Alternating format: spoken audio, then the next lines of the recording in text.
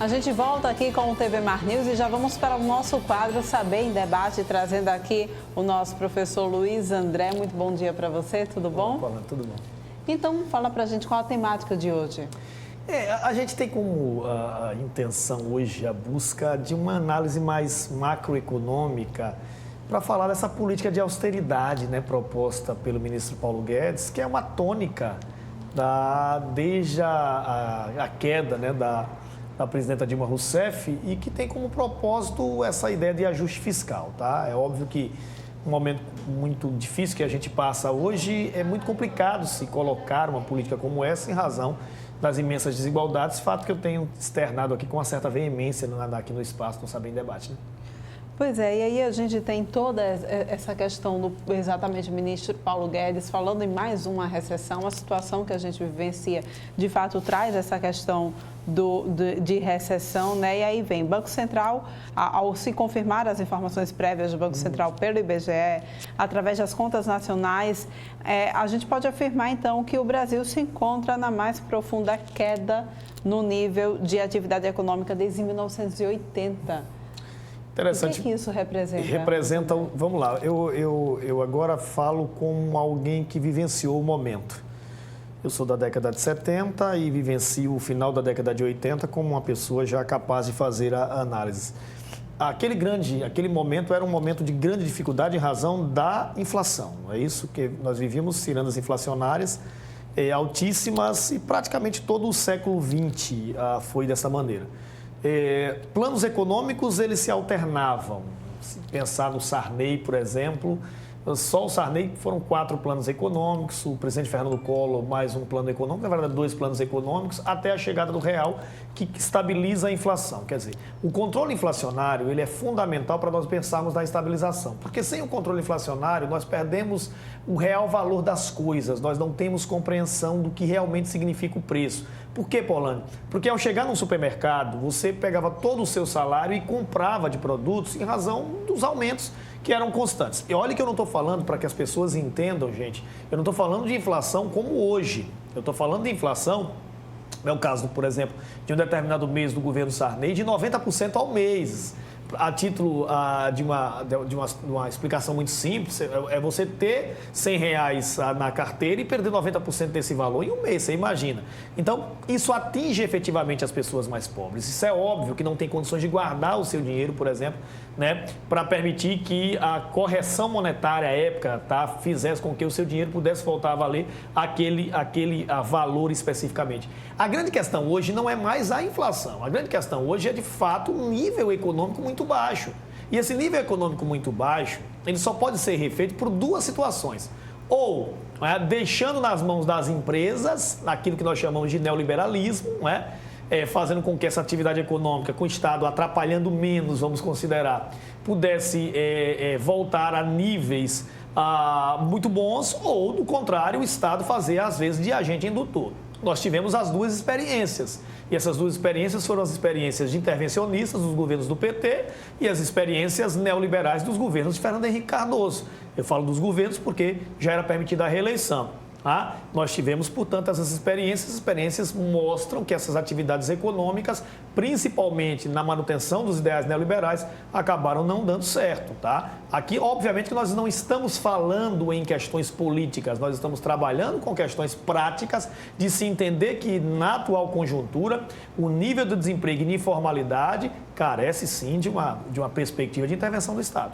Pois é viável um modelo neoliberal num país que a desigualdade social é tão grande, que tem tanta gente que depende do governo do Estado? Vamos lá. A primeira coisa que eu queria deixar claro para vocês, eu não sou economista, tá joia? Eu não tenho capacidade de buscar números a não ser interpretá-los. Eu não estudo isso, eu estudo as linhas gerais que determinam, portanto, na história essas convicções. Se nós pensarmos em nível de emprego, nós vamos imaginar nós vamos constatar que esse nível de empregabilidade, por exemplo, em estados mais intervencionistas na história brasileira, ele é muito maior. Não se está falando contra um ajuste fiscal, ele é fundamental. Porém, um ajuste fiscal numa situação que nós vivemos, com a taxa de desemprego, independentemente de pandemia, vamos deixar claro, a gente fala muito em pandemia e realmente a situação é muito complicada, mas nós estamos falando de 12% de desemprego, de desempregados no Brasil, muito antes da pandemia. E o nível de informalidade ele é muito grande. A legislação brasileira foi modificada desde a época do presidente Fernando Henrique Cardoso, permitindo essa informalidade ou contratos temporários, como foi o caso da aprovação no governo FHC e, recentemente, com a mudança completa na CLT e a reforma das leis trabalhistas que foram feitas no governo Temer. Está dando certo? Essa que é a grande questão. O momento é um momento muito complicado, não se fala mais em recessão. Já está falando da possibilidade de uma depressão econômica, porque são níveis de queda da economia intensos e que devem perdurar, evidentemente, em razão da crise sanitária, da crise que nós passamos aí com a pandemia do coronavírus. Pois é, a gente teve aí uma queda muito grande, como você mesmo disse, uma depressão muito grande do PIB, inclusive o PIB brasileiro, e isso aponta a continuidade do crescimento da distância entre o propósito almejado desde a virada neoliberal da política econômica e social e a sua negação pela realidade socioeconômica do país, E aí, países como o Brasil e o estado de Alagoas em si, que é um estado que a gente precisa olhar com mais carinho, de certa forma, não tem para onde. A gente precisa olhar com mais cuidado para os estados que mais necessitam, um olhar mais atencioso. Isso é pior ainda? Pior de fato? Esse olhar, Paulane, é filosófico, Esse olhar é apontar para as pessoas que necessitam, enxergar nessas pessoas essa desigualdade, é desigualar o desigual, Aristóteles, na Grécia Antiga, nos deixou esse legado. Deixa eu falar uma questão pessoal. Eu ontem passei de carro aqui na Álvaro Calheiros, uma rua próxima aqui à nossa TV Mar. E não foi por coincidência, porque isso foi por 2 vezes. Em 3 sinais estavam pessoas com pedaços de papelão, uma cartaz, dizendo que estava passando fome, que necessitava de emprego, tá bom? Em 3, isso tem se espalhado pela cidade, A questão econômica, ela gera essa desigualdade, evidente, Quanto maior essa desigualdade, maior a geração de problemas. A fome é uma consequência e, consequentemente, a violência vem carregando esse espectro. Por quê? Porque as pessoas não vão se deixar morrer de fome, Isso é óbvio, é uma questão de sobrevivência. Então, diante disso, um estado como Alagoas, ele de fato sofre bastante com essas consequências de uma política macroeconômica, porque nós somos dependentes de transferências constitucionais. Isso é óbvio, Nós somos um estado pobre, com situações sociais terríveis em níveis muito altos, a exemplo de desemprego, a exemplo de analfabetismo, e, consequentemente, nós sofremos bastante com isso. Quer dizer, é uma realidade que nós precisamos olhar, intervir, porque esse processo de intervenção vai gerar mais paz social. Do contrário, nós teremos mais mazelas. Essas mazelas se refletem em mais assaltos, em mais a violência como um todo, em mais taxas de homicídio, entendeu? É algo que está muito presente. São estudos realizados, Paulane, desde a década de 60, que constatam que desigualdade e violência têm uma relação completamente direta. E é triste quando a gente vê também os estudos e pesquisas mostrando que o nosso país está voltando ao mapa da fome, E o que é terrível, Eu estava até fazendo uma análise redacional, eu sou professor de redação também, vocês me conhecem, a respeito da questão da obesidade, A obesidade como um drama no Brasil, obesidade infantil, inclusive, que já tem elevado os gastos do Ministério da Saúde.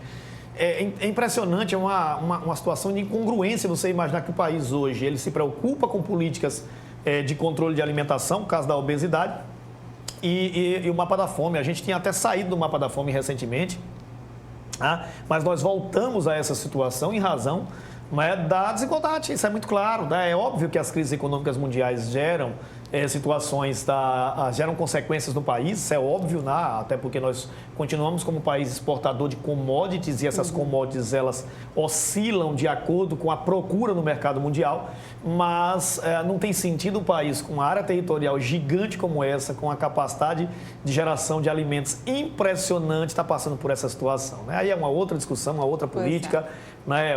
Obviamente o privilégio que é dado ao agronegócio, pouco subsídio, a pouca intervenção econômica, por exemplo, dos programas de alimentação, né, do Pronaf, em tantos eles.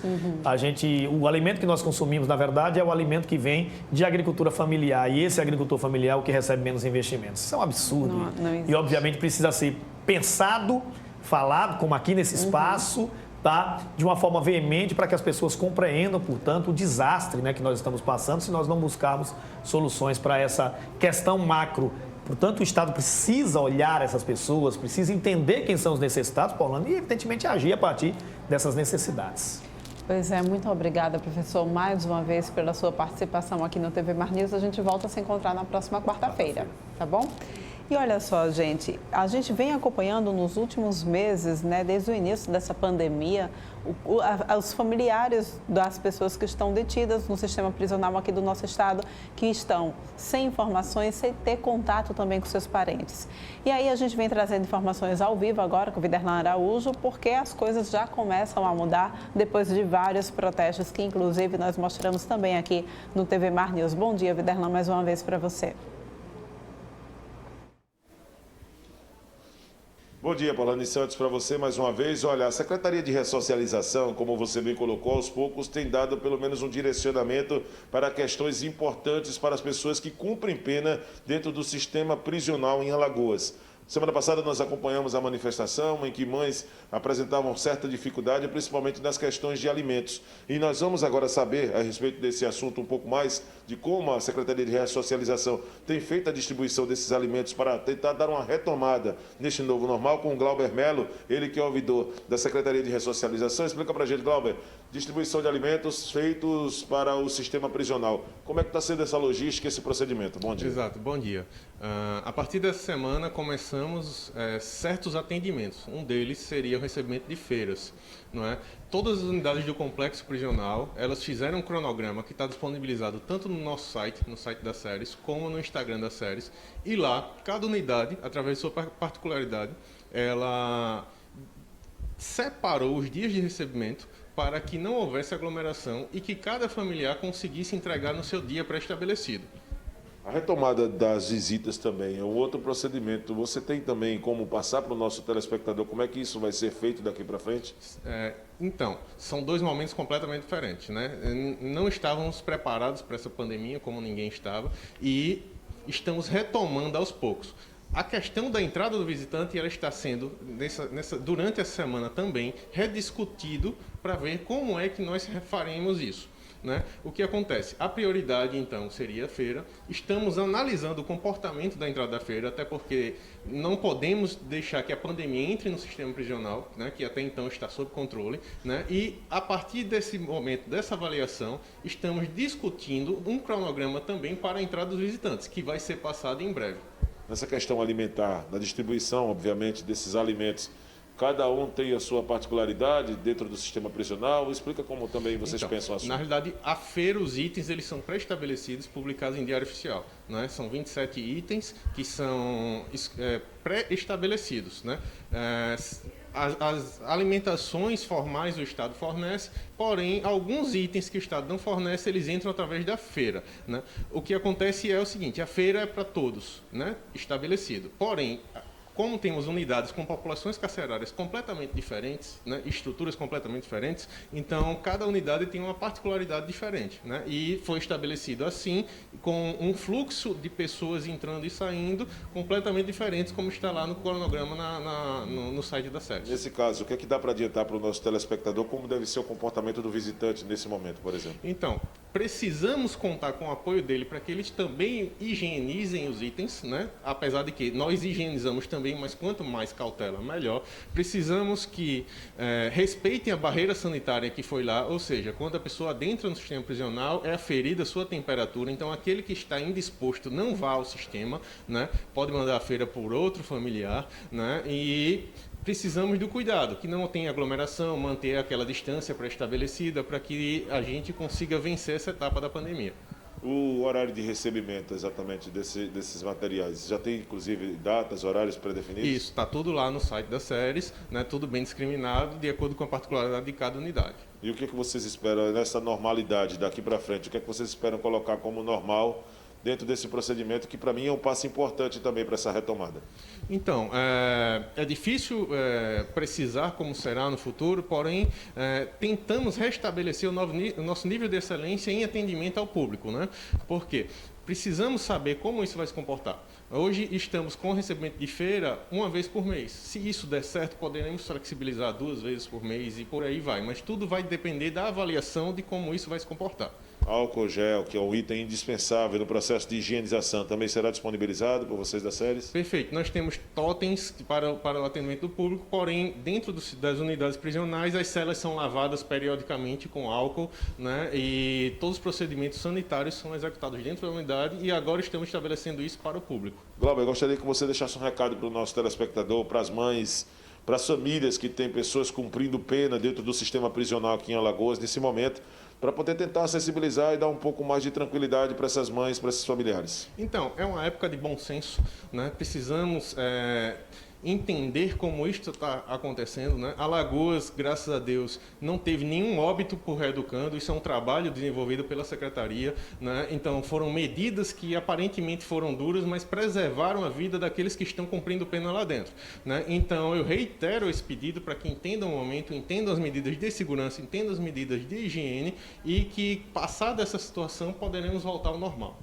Esse é o Glauber Melo, ouvidor da Secretaria de Ressocialização, Paulane Santos, trazendo as providências que as séries têm tomado para poder devolver pelo menos a dignidade para o pessoal que cumpre pena dentro do sistema prisional, principalmente nas questões de reabastecimento alimentar, né, situações básicas que as famílias tinham, sim, apresentado suas insatisfação e o governo do Estado, através da Secretaria de Ressocialização, pede agora a sensibilidade para esse novo normal, para que as pessoas elas possam, no mínimo, higienizar os materiais, os alimentos para serem entregues às famílias e principalmente aquele familiar que está lá cumprindo pena, juntamente nesse contato de distanciamento social com os agentes, para evitar que o número de casos venha a crescer aqui em Alagoas de coronavírus. Isso é muito importante, essa iniciativa, e vale a pena exatamente reforçar essa ideia de que todas as informações possíveis a respeito desse novo momento está no site das séries, em que você pode buscar, através dessas informações, todo um direcionamento para poder levar tranquilidade para seus familiares. Imagens de Francisco Nogueira, vou me despedindo do TV Mar News de hoje. Amanhã estaremos de volta a partir de 8h30 da manhã na programação da TV Mar, canal 525. Um abraço, até amanhã, Paulane. Muito obrigada pelas suas informações, Viderlan. E olha só, gente, a gente tem imagens, inclusive, aí para mostrar para vocês de como é que está acontecendo essa situação lá no sistema prisional, como é que está se dando todo esse processo para a entrada dos familiares, para que eles possam levar feiras, para que possam também fazer visita. A gente tem imagens aí de como é que está se dando esse processo, com todos os cuidados necessários nesse processo de sanitização para evitar a contaminação dos reeducandos que se encontram lá, né? Vale a gente ressaltar que, de fato, todas as medidas devem ser adotadas, todas as medidas sanitárias devem ser adotadas, né, com todo cuidado, exatamente porque imagina só o quanto que é arriscado, o quanto que é perigoso a disseminação do novo coronavírus dentro do presídio, que são pessoas que já, por si só, por conta da situação, já estão enclausuradas e aglomeradas, né? E aí a gente mostra como é que tem sido feito todo esse trabalho de sanitização, todo esse cuidado para a entrada dos familiares, tá bom? A gente tem Viderlan, mais uma vez, trazendo só mais informações a respeito da operação que está acontecendo, só para a gente encerrar aqui o nosso programa. Viderlan, informações de última hora chegando para você agora.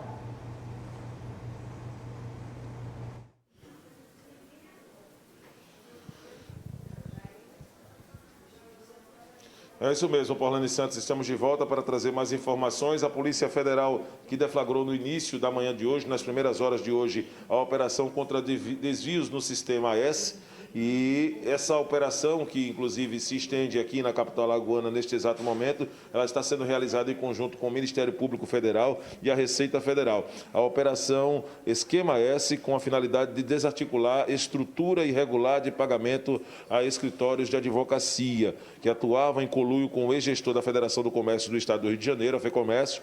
As investigações apontam o desvio de recursos de entidades do Sistema S, como SESC e SENAC, aproximadamente 170 policiais federais, divididos em 44 equipes, dão cumprimento a 51 mandados de busca e apreensão em 6 estados. Atenção, Rio de Janeiro, São Paulo, como nós já havíamos informado na primeira passagem, Distrito Federal, Ceará, Pernambuco e aqui Alagoas, tá certo? Então, são vários estados envolvidos nessa investigação. Os investigados responderão pelos crimes de tráfico de influência, exploração de prestígio, peculato, estelionato, corrupção ativa, passiva, lavagem de dinheiro e organização criminosa. Os mandados judiciais foram expedidos pela 7ª Vara Criminal do Rio de Janeiro. O nome da operação faz referência ao esquema envolvendo os recursos de entidades do chamado Sistema S. Essa nota foi divulgada agora pela Polícia Federal, que acompanha exatamente esse recolhimento de provas. Nós, na manhã de hoje, acompanhamos de perto, trouxemos algumas informações a respeito dessa ação, que envolve exatamente essa operação denominada como Esquema S, que aponta desvio de recursos de entidades do sistema SESC e SENAC. Novas informações nós vamos trazer no decorrer da programação da TV Mar Canal 525 pela NET Claro e também amanhã no programa TV Mar News. Segue você, Porlane, no comando do programa. Muito obrigada, Viderlan. Vale lembrar que essas informações foram divulgadas pela Polícia Federal do Rio de Janeiro. A Polícia Federal aqui de Alagoas ainda não se posicionou a respeito dessa operação. A assessoria de imprensa da Polícia Federal aqui de Alagoas ainda não se posicionou. Essas informações, então, são da Polícia Federal do Rio de Janeiro, tá bom? E a gente agradece aí toda essa atualização dessa operação que está acontecendo ao nosso repórter Viderlan Araújo. A gente vai encerrando, então, o TV Mar News de hoje. Muito obrigada pela sua companhia durante essa manhã. A gente volta a se encontrar amanhã às 8h30 aqui no teu canal 525 na NET. Tenha um excelente dia.